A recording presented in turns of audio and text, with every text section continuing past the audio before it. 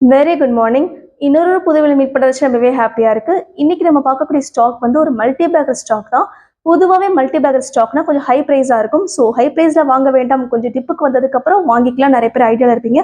அப்படிப்பட்ட ஒரு ஸ்டாக் பற்றி தான் பார்க்க போகிறோம். அதை வாங்கக்கூடிய சமயம் வந்து வந்துருச்சு. அது எப்போன்னு நான் வீடியோட எண்டில் சொல்கிறேன். ஸோ ப்ளீஸ் ஸ்கிப் பண்ணாமல் பாருங்கள். இந்த ஸ்டாக்கை வந்து ஒரு 2 to 3 இயர்ஸ் ஹோல்டிங்கில் வச்சு நம்ம விற்கும் போது லாபம்ன்றது ரொம்ப அதீத லாபமா இருக்க போது. ஏன்னா இந்த ஸ்டாக் வந்து கடந்த 6 மாசத்துல மட்டுமே 49% கிட்ட ரிட்டர்ன் கொடுத்துருக்கு. ஸோ அது என்ன ஸ்டாக்னு வீடியோல பார்த்துடலாம். அது என்ன மல்டி பேக்கர் ஸ்டாக்னா பிஎஸ்சி தான். பிஎஸ்சி லிமிடெட் வந்து ஒரு 1875 ஸ்டார்ட் பண்ண கம்பெனி. மும்பை பேஸ்ட் கம்பெனி தான். ஏஷியாலே oldest stock exchange and global ரீதியாக வந்து லார்ஜஸ்ட் ஸ்டாக் எக்ஸ்சேஞ்சு கூட. இந்த பிஎஸ்சி லிமிடெட்ல மட்டுமே கிட்டத்தட்ட 5600 கம்பெனிஸ் கிட்ட லிஸ்ட் ஆயிருக்கு. இந்தியன் ஃபினான்ஷியல் மார்க்கெட்டுக்கும் சரி, எக்கனாமிக் க்ரோத் சரி, இதோட கான்ட்ரிபியூஷன்றது மிகப்பெரியதாக இருக்கு. இதோட மெயின் ஒர்க்கே என்னன்னா ட்ரேடிங்கை வந்து தங்கு தடையின்றி எனேபிள் பண்றது தான். அதாவது ஈக்விட்டியா இருக்கட்டும், டெரிவேட்டிவ்ஸா இருக்கும், ஃபினான்ஷியல் இன்ஸ்ட்ருமெண்ட்ஸா இருக்கட்டும், அதுல வந்து இன்வெஸ்டர்ஸ்க்கு வந்து எந்த ஒரு சிரமமும் இல்லாமல் ட்ரேடிங் பண்றதுக்கு இது வழிவகுக்கிறதா இருக்குது. பிஎஸ்சி லிமிடெட் 76,553 crore கொண்ட மிட் கேபிட்டல் கம்பெனி. பிஎஸ்சி ஷேரோட ஹிஸ்டரி நான் காட்டிடுறேன், மேக்ஸிமம் கொடுத்து காட்டுறேன். அப்பதான் அதோட ஐபிஓ ஸ்டார்ட் ஆகி இப்போ வரைக்கும் கரண்ட் பர்ஃபார்மன்ஸ் எப்படி இருக்குன்னு உங்களுக்கு தெரிய வரும். பாருங்க, நான் மேக்ஸிமம் கொடுத்துக்கிட்டேன். 2017 3rd February வந்து ஸ்டார்ட் பண்ணியிருக்காங்க. 356 ரூபாய்க்கு வந்து ஸ்டார்ட் ஆயிருக்கு.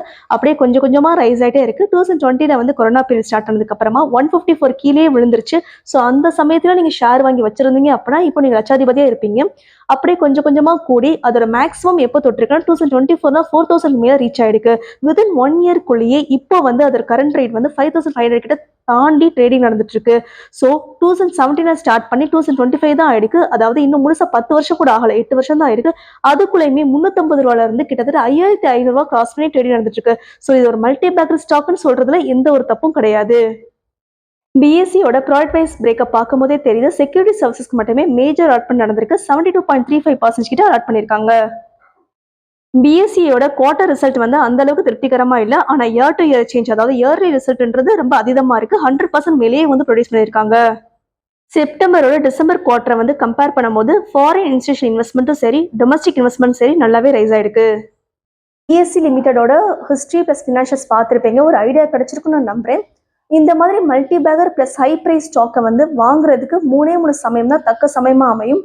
அதில் ஃபர்ஸ்ட் ஒன் வந்து மார்க்கெட் கிரஷ். அதாவது எப்படினாலும் மார்க்கெட் கிரஷ் நடந்திருக்கலாம். பியர் மார்க்கெட்டாக இருக்கலாம், இல்லை பொலிட்டிக்கல் இன்ஃப்ளூயன்ஸ்னால மார்க்கெட் வந்து கொஞ்சம் அடி வாங்கியிருக்கலாம்.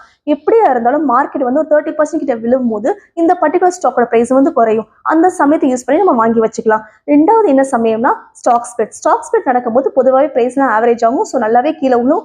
அந்த சமயத்தை யூஸ் பண்ணி நம்ம வாங்கி வச்சுக்கலாம். மூன்றாவது சமயம் என்னன்னா bonus issue. Bonus issue company announce பண்ணதுக்கு அப்புறமா பிரைஸ் ரொம்பவே வாலடைல் ஆயிரும். ஸோ அந்த சமயத்தை யூஸ் பண்ணி நம்ம வந்து அந்த ஸ்டாக்கை வந்து வாங்கி நம்ம போர்ட்ஃபோலியோல ஆட் பண்ணிக்கலாம்.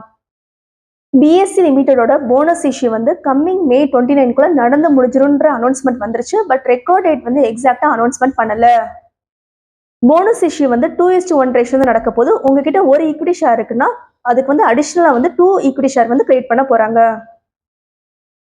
பிஎஸ்சி லிமிடெட் வந்து போனஸ் இஷ்யூன்னு அனௌன்ஸ்மெண்ட் பண்ணதுக்கு அப்புறமா 2% கிட்ட அந்த பிரைஸ் வந்து ரைஸ் ஆகி 5500 மேலே நீங்க ட்ரேடிங் நடந்துட்டு இருக்கு.